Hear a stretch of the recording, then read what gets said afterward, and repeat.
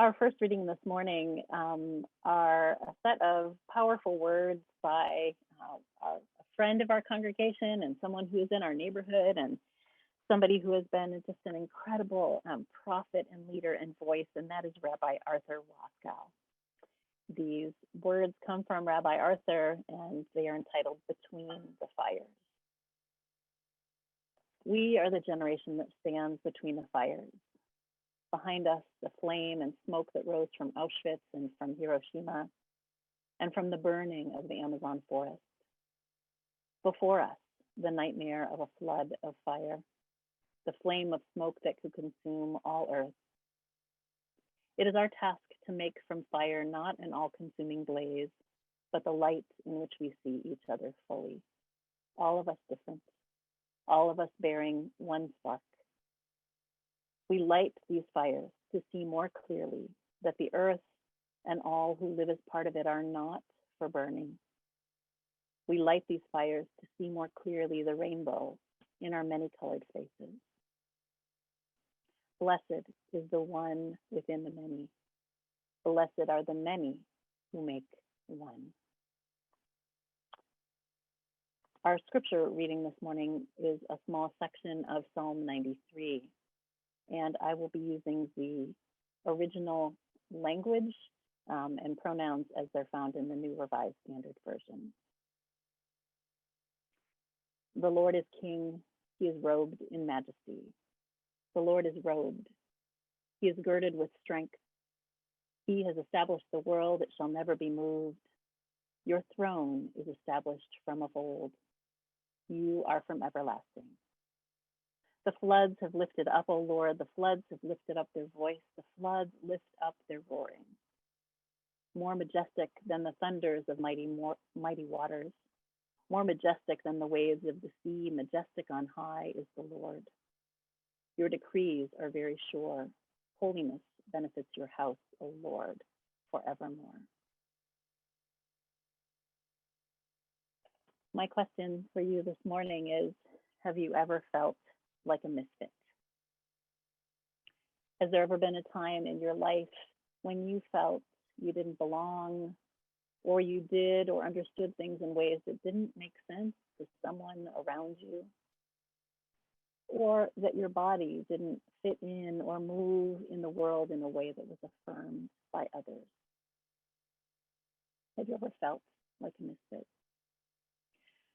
For those of us who have had few experiences of feeling like a misfit, it's likely a reflection of our privilege and access, and a reminder that the world that we live in was designed and built for some of us and not all of us, because some of us have felt like a misfit at almost every turn.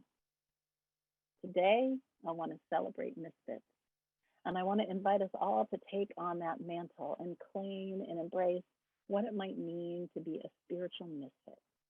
Someone who believes, someone who tells inconvenient truths, someone who dances while things around us burn, who grieves even when grieving makes others uncomfortable, who hopes when the news gives us little reason to hope, who builds relationships even when it's hard work.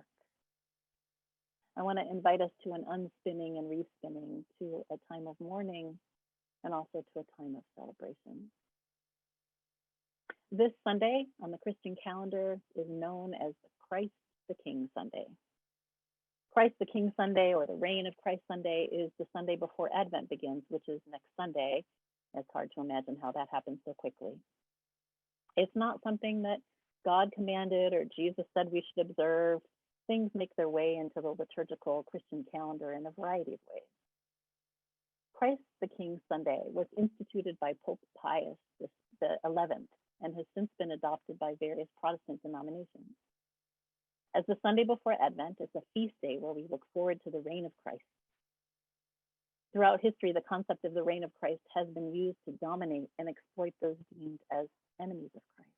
But the Pope's motivation for instituting this feast day was to encourage people to prioritize the justice of Christ's kingship over and against the injustice of earthly kings in the face of growing fascism at that time in Italy and Germany. But this distinction of Christ as the only king still doesn't go far enough. Christ doesn't rule over others in a way that a king does. The king is entirely the wrong category for Christ and the wrong category for the divine in general. I can understand the appeal of replacing Caesar or some other pharaoh or oppressive ruler with the notion of a kingly God or a princely Jesus. And the desire to want to be a subject of that heavenly kingdom rather than an earthly kingdom is appealing. But the monarchical language itself is also problematic. And while there's so many images for God in the Bible, some really wild and wonderful, king language, like the language we got in our psalm, is really common. The notion of God's chosen ones has been misused to give biblical justification for things like chattel slavery, colonization of lands and people, and control of bodies. Bob Dylan captures this in his song, With God on Our Side. And the writer Anne Lamott nails it when she says, when we discover that God hates the same people we do, then we know that we have created God in our own image. Sometimes we do just want a benevolent ruler, one who rules wisely and justly, who understands what it means to serve the people and not exploit them, one who listens to the people and not the polluters. And I'll be honest, sometimes I want a God who will smite the wicked. I actually think that we just don't use the word smite often enough these days. But God is not the same as a president or king who can make executive orders, create and enforce policies. God, as far as I can tell, is the web that holds us, the power in relation, the creative force behind all that is, the one who accompanies and carries and weeps and dances with us when we weep and dance. Maybe God is the royal weeper or the mad dancer or the queen of the misfits. And Jesus, a subversive, feared by the government, executed by the establishment, a ragtag prophet and teacher and healer, the misfit of all misfits. So I hereby dub today not Christ the King Sunday, but Christ the Misfit Sunday. If we saw God as a God of the misfits and Jesus as misfit of all misfits, how would that change the way we see one another? Our sense of the holiness of all kinds of bodies and minds and spirits. Yesterday was Trans Day of Remembrance, a time to memorialize those who have been killed as a result of transphobia and hatred. It's intended to draw attention to the continued vulnerability of trans folk. It shouldn't be the only time or the only way that we raise up trans, non-binary, and gender non-conforming siblings, though, and we don't want to simply remember those beloved only after they've died, but also celebrate and honor all our trans kin who are out there striving, surviving, thriving, struggling, creating, and sharing their gifts with the world. But today we do remember those we have lost in the last year who have been so often misnamed, misgendered, those that the world has called misfits, but who embody the divine in miraculous and marvelous ways. We will call their names this morning in this space. It's a powerful thing, especially when so many people struggle to have their true names used and their truest selves seen and acknowledged and affirmed in the world. May we use our voices in this small virtual corner to affirm those names and celebrate those lives. I also invite you to consider moving as these names are called. Feel free to turn off your video. Pray these names with your body if that feels right or feels like something you could try, giving thanks for their brave, sacred, and fabulous lives. As you move, whether you're seated or standing, may your activated body commit to protecting spaces, using people's correct names and pronouns, and promise with your body and heart to be part of building a world that's safe for our trans, non-binary, and gender non-conforming kin. May our voices and our movements be our prayer and our promise. And at this time, I will invite us to take in these faces and these names. Hear them, hold them, pray them with your voice, with your body. Rayana Pardo, Jada Peterson,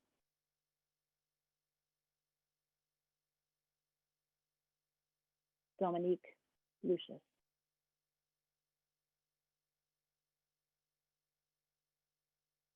Remy Seno,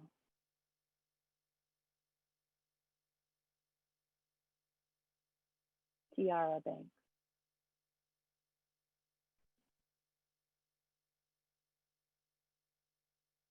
Natalia Smart,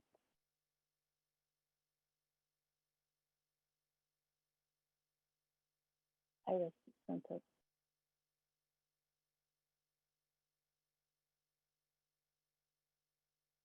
Tiffany Thomas,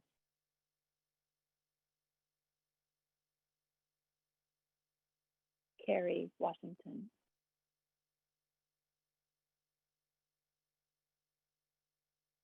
Jahira De Alto,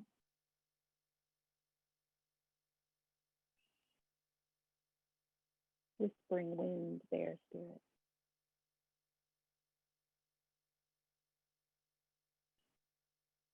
Sophie Vesquez,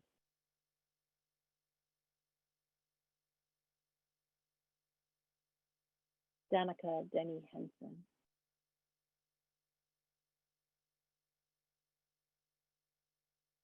Serenity Hollis,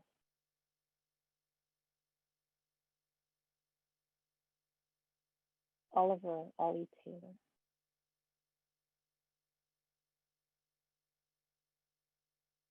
Thomas Harden,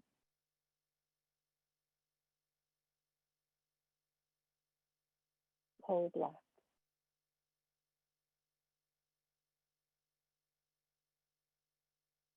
E.J. Borton,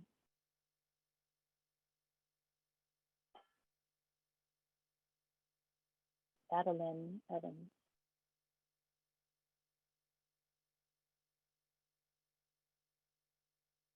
Taya Ashton,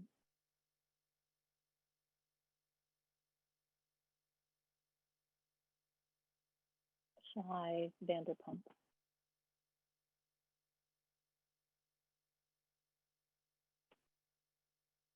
Tiara Marie Lewis,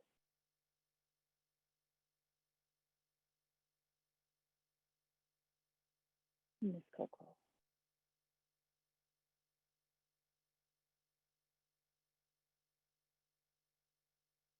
Prue Johnson,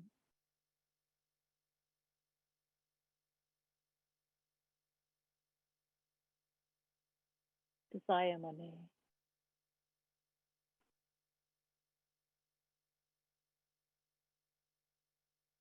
Brianna Hamilton,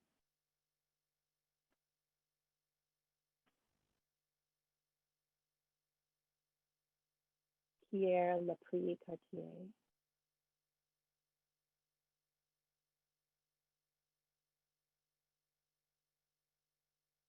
Mel Grove,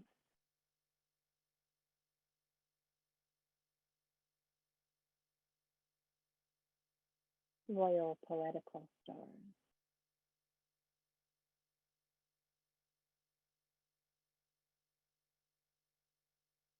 Zoella Zoe Rose Martinez,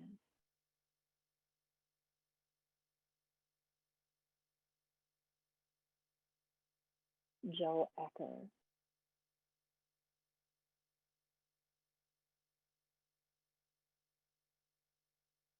Jesse Hart,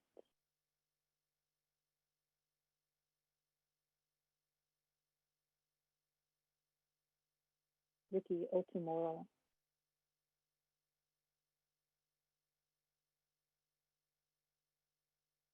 Marquisa Lawrence,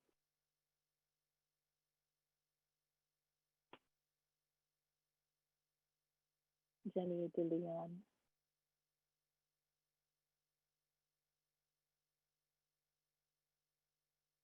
Angel Mayura.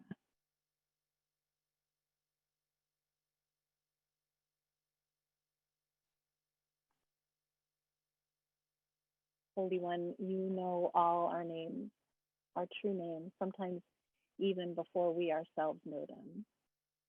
Receive these beloved, grant them your peace, and raise them up with all the saints of light. May they rest in peace and power and rise in us. Today, we stand between the Trans Day of Remembrance and that moment in American colonial history that we call Thanksgiving. Many of us are also reeling after Friday's verdict to acquit a 17-year-old white boy who showed up in Kenosha, Wisconsin to incite violence and then used the danger he created to justify shooting people on the street. Cole Arthur Riley, author of Black Liturgies, writes that even if you're not shocked at that verdict, don't let that trick you into thinking that your soul doesn't still need care and rest in the wake of this. Every injustice falls heavily on the body. It's okay to say it hurts, and it's okay to stop and rest so you can actually sense where and how it hurts. It's a time for mourning. Many have shifted Thanksgiving to be a national day of mourning, even as we recognize that it's still an occasion for many to connect with family and chosen ones, particularly after long periods of absence and distance. But it's also a time for mourning. We name the generational and planetary damage done from the genocide of entire nations of indigenous peoples when Europeans moved onto these shores. We unspin the narratives that so many of us received about the original Thanksgiving feast. We tell the truth. We recognize the complicated fabric of so many people fleeing oppression in their own European territories, seeking a new way of life, but finding themselves willingly and unwillingly woven into a system that would become a uniquely American form of white Christian supremacy. The stuff that would result in the genocide of one people and the enslavement of another, all in the name of Christ the King and God the King of Kings. About 2 weeks ago, had lunch with Adam DePaul. Adam is the story keeper for the Lenape Nation of Pennsylvania. I'm hoping that we'll be able to have him speak with us sometime soon in the new year. Some of us were in a power meeting with the climate justice and jobs team when Adam spoke. He said then and reiterated when I was with him that what he and his nation hopes for from communities like our church is not a return of the land, but commitments to steward the earth wherever we find ourselves. If you are gathering with others for Thanksgiving, maybe this year you could offer to begin the meal with a land acknowledgement, just like we do in worship. Maybe the table talk could include a question about how we might take on one new practice of caring for the land where we live, or one way we might be more attentive to the food we eat, who grows it and how. Maybe you could do a little research before the meal and share about 1 or 2 native plants that grow in the area where you will be eating and how those plants have been used for medicinal or other purposes. I'll try and send an all-church email tomorrow or the next day with ways to offer a land acknowledgement and some information about a plant or two. Asking our family or friends to indulge us in offering a land acknowledgement over the dinner table or asking questions that are not standard Thanksgiving table fare might make us feel a little bit like a misfit. It might mean breaking with protocol. It takes courage. Maybe Uncle Joe will roll his eyes or someone will feel defensive or make that overly loud sigh of, there she goes again. Many of us, myself included, have been trained to do whatever we can to keep others from feeling uncomfortable. It's hard to think about doing something that might make people squirm just a little. But I challenge us all to be the misfit, with Christ, the misfit of misfits, going before us. This is the time for misfits, the earth lovers, the earth tenders, the holy trans and queer ones, the children and child tenders, those ready to build something new, those standing between the fires, ready to light the way, those who create, who struggle, who believe, those who embrace their bodies and all their imperfections and honor the bodies of others, those who dare to hope and commit to learn. This is the time for misfits. Jennifer Bailey, the founder and executive director of Faith Matters Network, has written a beautiful book called To My Beloved, Letters on Faith, Grace, Loss, and Radical Hope. And in it, she writes the following. I'm writing this letter to you, my fellow spiritual misfit, so that you know in no uncertain terms that you're not alone in your quest for understanding your place in the world as it is evolving. At times, it may feel that the earth is literally moving under your feet as you attempt to step in one direction or the other. That's because it is. All around us, things are shifting, systems are collapsing, and institutions are failing. This should not surprise us. Around the world, elders across cultures and peoples were predicting this time would come. It's a time in which Mother Earth and Father Sky are pushing us into a divine reckoning about what it means to be in right relationship with one another and all sentient beings in the 21st century and beyond. It's clear to me that the actions we take now will have deep and irreversible consequences for generations to come. The good news is that this is the time made for mistakes. As we mourn bodies lost, mourn the damage done to this planetary body that holds us all, may we also celebrate the joy of being in this world, the joy of being holy and beautiful bodies surrounded by other holy and beautiful bodies. And so, as our closing prayer, we will end with John Baptiste and the song Freedom. I invite you again and urge you to try this if this is a little new to you, to get up and move your body in some way and dance this powerful prayer.